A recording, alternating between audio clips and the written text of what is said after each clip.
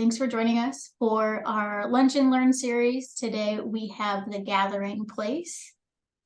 Before we begin, I want to give a quick disclaimer that this meeting is for informational purposes only, and this is not a meeting where board members should discuss the merits of a provider or any sort of issues.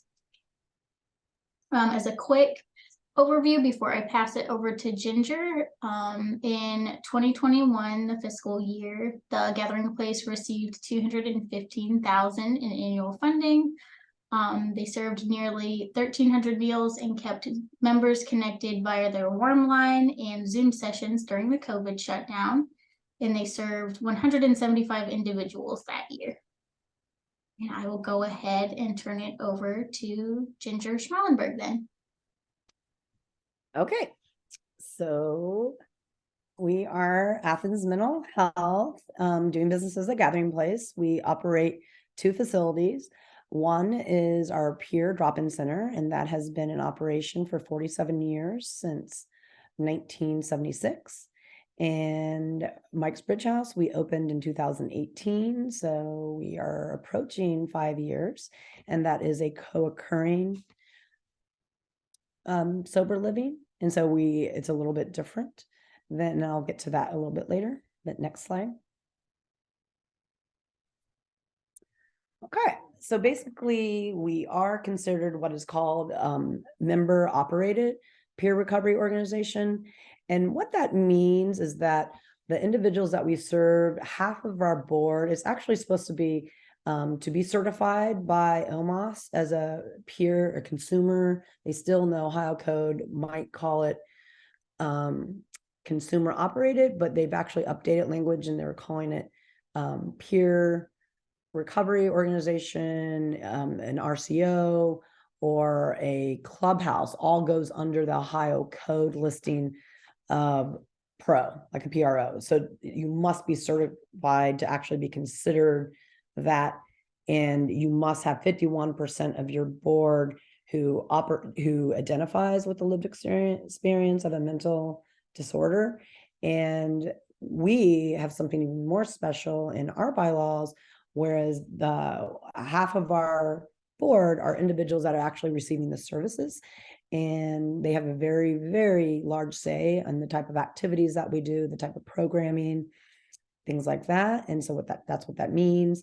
And we all work together. So we really try to make it a situation when we do large plannings, like an annual advocacy event, or when we're doing outreach, that we're including that peer voice. And we often have those individuals come along with us. Well, definitely when we're doing a big, huge outreach event, our peers are totally about it. They're helping plan that. And we have a weekly wrap session when we discuss things going on in the house, the vibe of the house. Linkage services, we are a non-clinical site. And so we focus on working with the network of care. And there are many organizations, as everyone knows. In particular, we work with Hopewell Health Centers, Integrated Behavioral Health, and also Health Recovery Services, to link them to providers. And since we are not providers, and so we're really focused on getting them an appointment, we will even if that individual has yet to have a case manager, we will kind of fill that role as a case manager for some time, and we will actually take them to appointments. We often, we create memorandums of understanding. Sometimes Hopewell or Integrated will send someone to us, and so it can be more of a warm handoff, and that individual might then get their assessment intake at the GP. And oftentimes, so that's one reason how we kind of break down barriers. And we also link people to Timothy House. We link people to rehabs, detox. So we have a lot of different partners that we outreach to get individuals the things that they need. We also focus a lot. We've really just gotten into this, and this is something that's really changed with the Gathering Place since I have been there. But we now are fulfilling a certain role of getting that individual their birth certificate, their social security card, and their Ohio ID. And one reason why we do that is because an individual often can't get services until they have those things. And it's harder for Hopewell or Integrated. It's not like they can just write a check to some of these places. And that is something that we can do. So we do spend a lot of time helping folks with that, getting them to, we do a lot of wraparound services at our peer drop-in if those individuals don't already come to us already being in services. So individuals actually come to the gathering place for many reasons. Sometimes they hear about us on the bus or maybe some of our advertisement, or they might be referred. So oftentimes if they are being referred by their case managers, they're usually pretty much have some of those basic needs met, and they're coming to us more for social integration in some of our programming that we actually hold. And we have things like we do 8 Dimensions of Wellness group, we do another wellness group, we do a women's group, we do music therapy, we do poetry, we do yoga. And so it really just depends on what the members really want. Some of those that I just mentioned, those are things like definitely the poetry and the music therapy are things that we've always had in members in yoga. People really like that. But and we also have art group, which we have a member who is hired to do that. And so our groups can change depending on what members are coming the most from year to year and building kind of that core social community and maybe what's important to them. We do definitely give mental health education. I am a certified facilitator for mental health first aid and also for trauma informed. So I will give those workshops to our students, and the members are always included in those.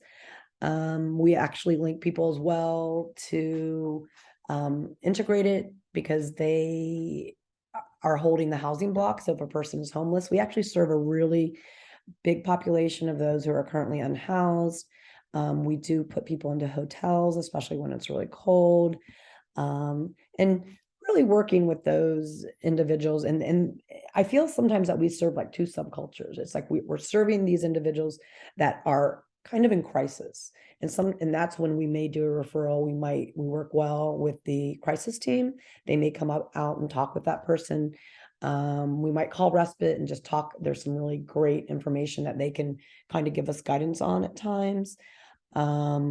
And so those individuals usually have nothing. And we actually we buy clothing, we give away coats and boots and hats, gloves, pants, shirts, because sometimes people come to us and they have nothing. They could have maybe just gotten out of the hospital. They may have just gotten out of jail and they just have nothing. And so we have backpacks that we keep together. Unfortunately, we cannot always place a person in housing, and it is really a huge problem, but we will purchase tents and sleeping bags and blankets. So those are the individuals that, wow, they're really in crisis. Sometimes they end up, we help get them into a hospital or a rehab. We might work on that for a few days. And so these are individuals who do not have case management. But then the individuals that do, we're really focused on more of our health and wellness programming, like, cooking, and we have a meal every day. Also just integrating more of the community and going on trips. We do summer trips. We go out to Stroud's, like in nice weather, we're going to Stroud's Run once a week. We might go to the movies. We might go bowling. Our local bowling alley has closed down. So we're actually planning a trip in Logan. So there's just a variety of things that we can do for those individuals that come to us. And it really, like I said, it really does depend on the individuals that we're serving in any given time.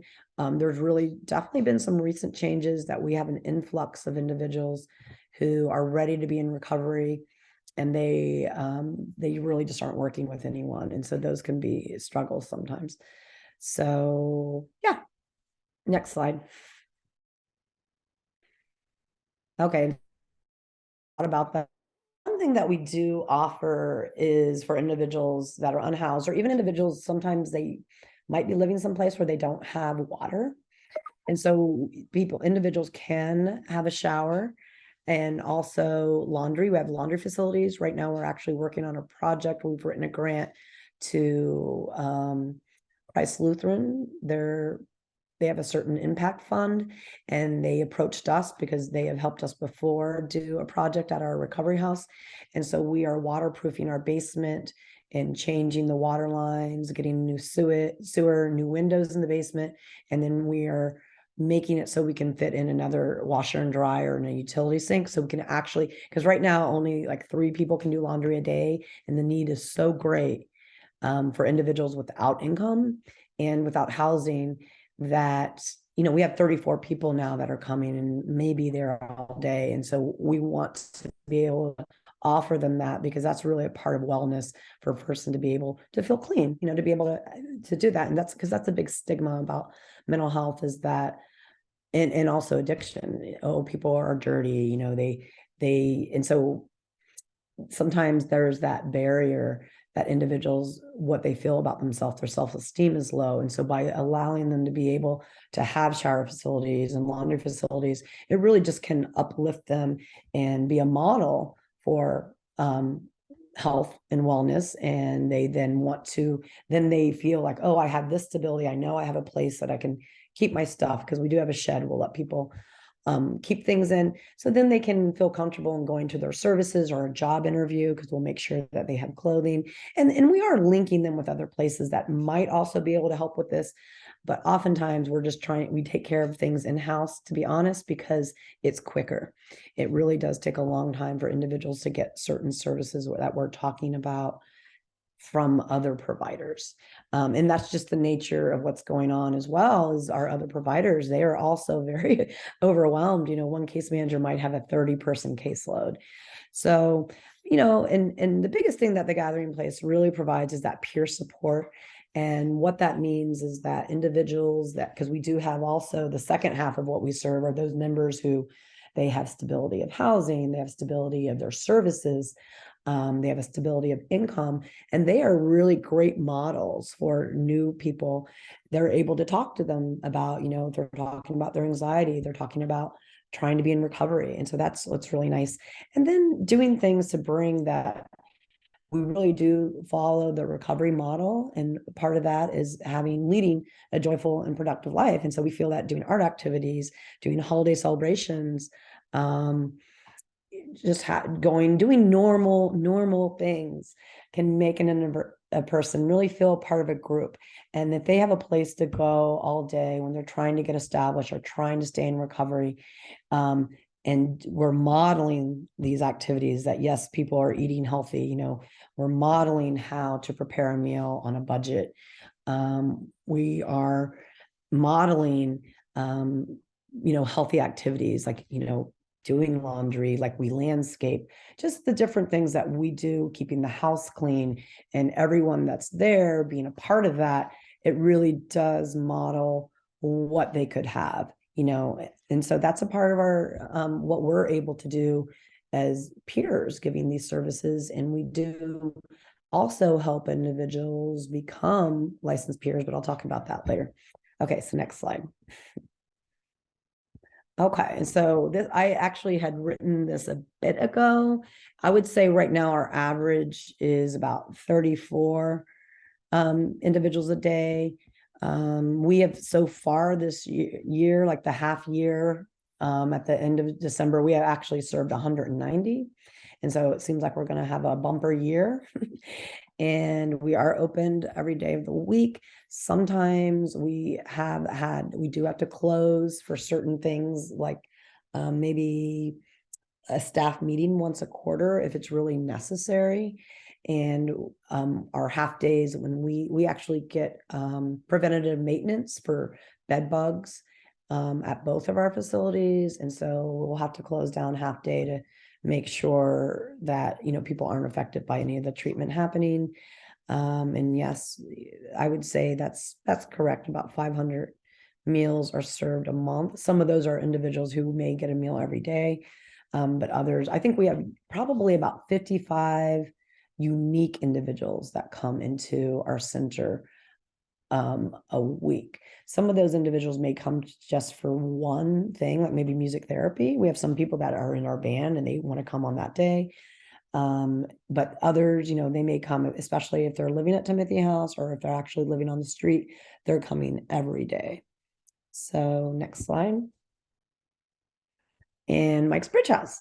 So this is something that we're really super proud of.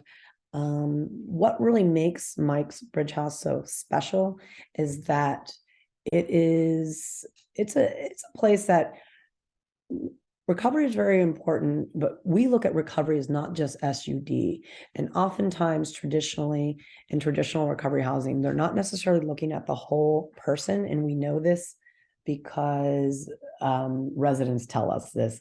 And because I have attended the Ohio Recovery Housing Conference for years, as long as they've had it. And that is what I'm hearing from other operators. And oftentimes these operators are maybe they own a private house. They're not even in the recovery field. And so for them, it's having these restriction things like, not using, obviously, we want that too, and doing drug testing, but there's got to be more. And so we really believed in incorporating trauma-informed practice into the recovery house. And what that might mean is that we offer wraparound services for individuals. We're not a place that says, hey, got to have a job in 30 days or you're out. So, and we are not a place that residents get yelled at, like that tough love philosophy. It just really just doesn't work. And because we have to really think about the residents coming in, where they're coming from. And they, as individuals, they have a lot of trauma, PTSD. And we happen to take individuals that have chronic and persistent mental illness. And so we take people that are maybe on NGR from the hospital. We might take people from rehabs. We also work with an individual before they come in. That's what's different about us as well. We often want to work with that individual for 3 months before they come into Mike's Bridge House. And so that might mean that we're working with them while they're at the hospital. We're working with their team there. We will work with their whole team. That could be psychologist, psychiatrist, social worker. The same if they're in respite. We have a really good relationship with Adam and Amanda, and also different rehabs that we've been able to develop. Like we will actually do Zoom meetings. Like I will send a staff in charge of recovery supports to go and meet that individual, because we really want to have a plan, because we do not want to, like the social community in the house is so important. And recovery is so important to those individuals that we want them to have input as well on who may be coming into the house. And so they will get a chance to maybe meet them and give that input. And that's really important, who you're going to be living with, right? And so that's one thing that makes us different. Another thing is that we will not take someone that says, well, I don't have a mental illness, because we know that really just will not do any type of mental health counseling. And one reason is because the very definition that SAMHSA has is that a substance use disorder is a mental disorder. And so you must really start at these areas. And so, yes, the SUD and the not using is so important, but you've got to have counseling going on with that. And so our requirement is that individuals work with Hopewell. They have a case manager, they have a counselor, in many cases, psychiatry. Most of our individuals are also might be on psychotropics. And so that is kind of in fact, we get a lot of referrals from places, other recovery houses in our area. They're like, hey, we're just not set up to really work with this.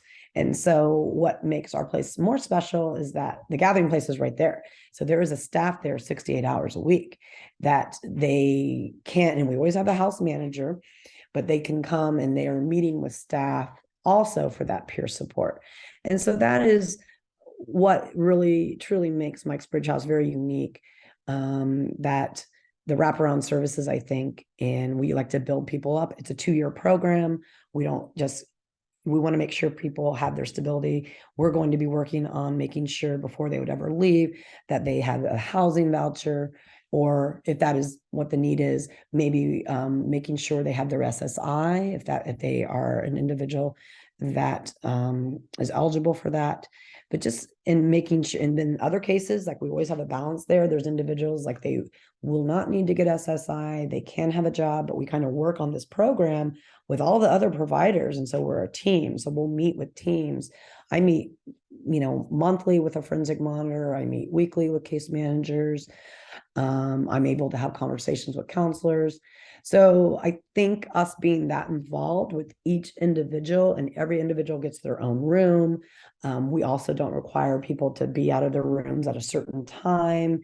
because we know that medications often make some individuals, they need to sleep more. They might be on a different sleep pattern. But anyway, I will say that the guys at Mike's Bridge House, they are a model of recovery. They are an example to our drop-ins. And so that is really, and they all become members. Some were already members. And it's just really a really beautiful model of what recovery is. It's about mental wellness. It's about being free of substances. So next slide. Okay, and these are some of our initiatives. Besides just having partners with providers, we also are involved with initiatives. And I just noticed that initiatives is spelled incorrectly. My intern did that. But anyway, CTEC, which is Southeast Ohio Trauma Informed Care Collaborative. We've been working with them. We have something called a SWAN, a statewide advocacy network grant from OMOS, and that was devised about 7 years ago for the 6 different state hospitals, the catchment area. And so like an RFP goes out every 2 years to have like a peer organization that provides peer services to go for this grant. And one of the deliverables is being involved with your state hospital. And so CTEC is one of the projects that we're involved with Appalachian Behavioral Health. They have conferences, and so I am their registrar, and so I run the Eventbrite for any type of conferences that they're doing from year to year. Sometimes it's online, sometimes it's been in person. So like right now we have one going for cognitive processing theory, and it is, you actually have to have a certain licensure to actually sign up for this. And so I'm the registrar for that for Eventbrite. And that's what I do for CTEC. I also am on different committees, and it's really great because trauma-informed, one big focus of CTEC is like to make trauma-informed communities. And that would then mean people that run businesses should be trauma-informed, schools should be trauma-informed.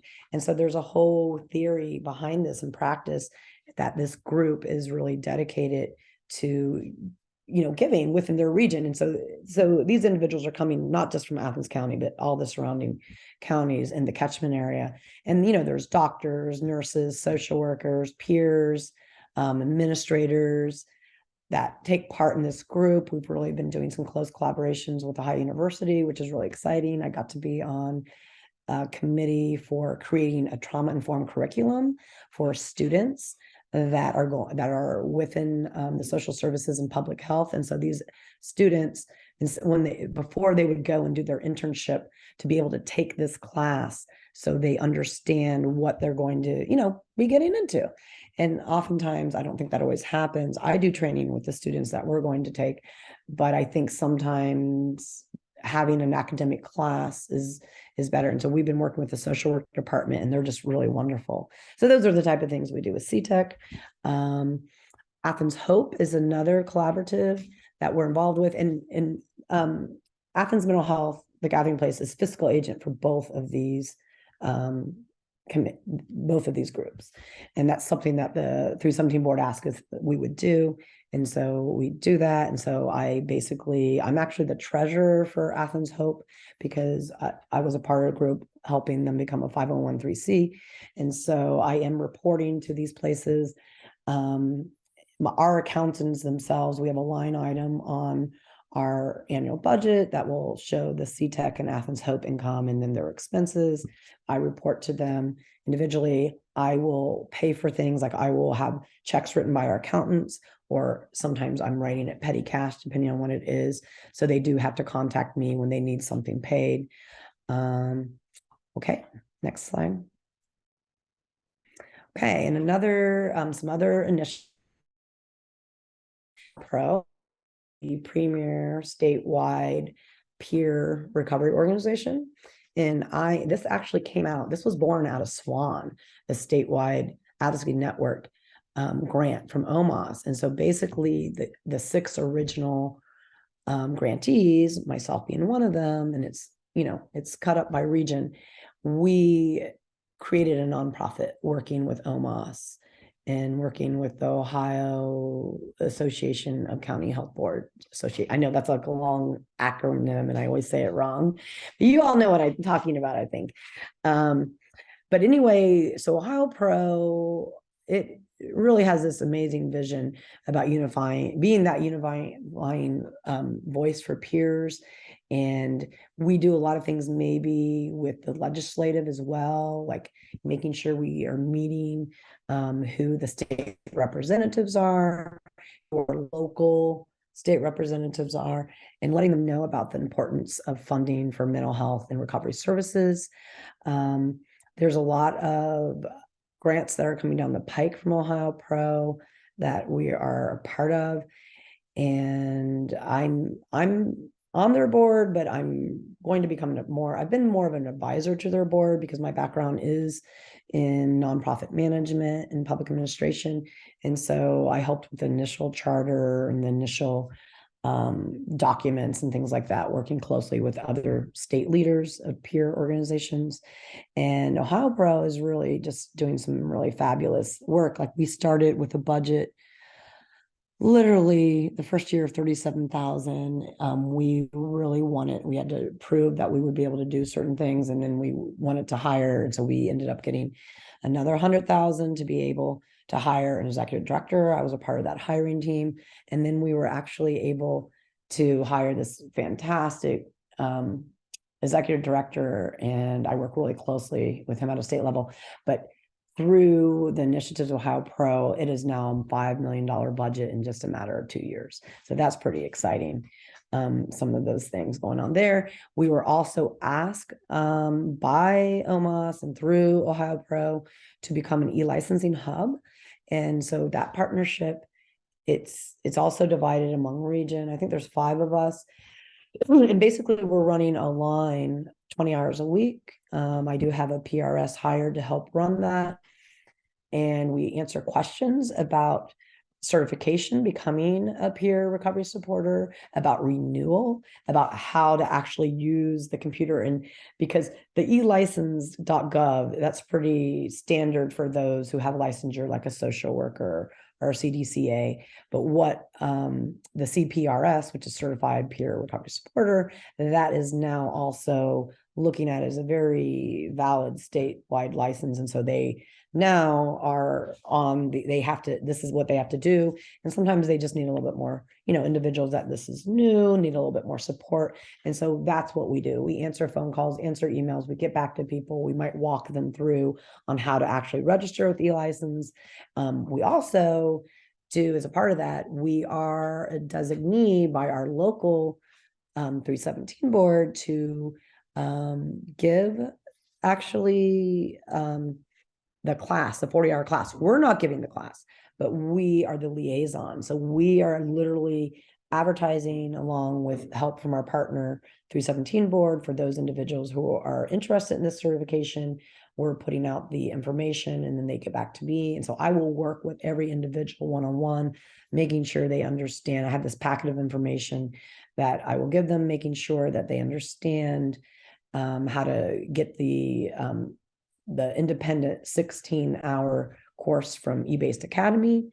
And then I'm just kind of working with them the whole way. I'm looking at their applications.